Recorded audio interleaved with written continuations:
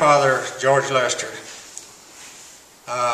father died during the Civil War, and so that left his mother a widow with about three girls and a boy. And my grandfather was the youngest, and he was 9 years old when the Civil War was over.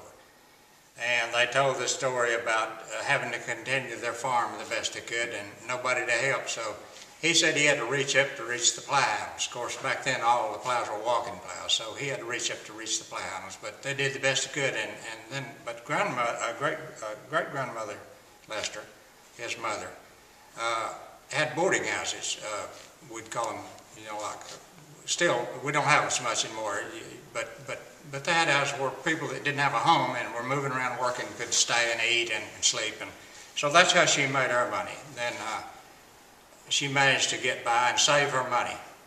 And in 1877, of course, she decided to come here.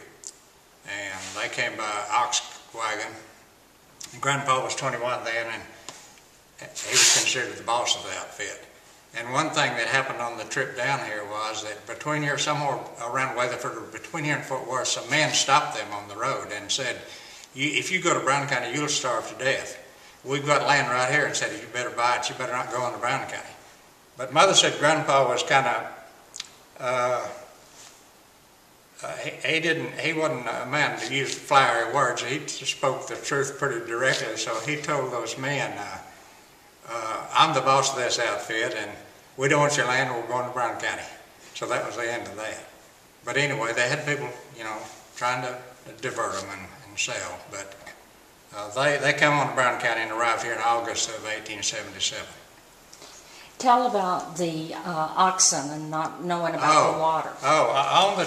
On the trip between here, somewhere between here and Fort Worth, she told about they didn't have a known path exactly. They weren't established roads, I guess, and they didn't know where water was. And the way she put it, we nearly starved for water on that stretch of road. And she said the oxen got real thirsty, and they must have smelled water a good ways away. There was a stream or something, and the oxen started running.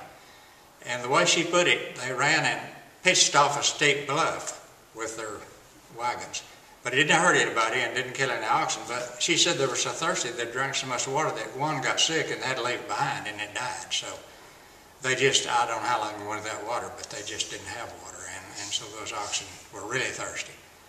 And they must have had barrels on the wagon to drink from. But anyway, there was not much water, or at least they didn't know where water was between here and Fort Worth.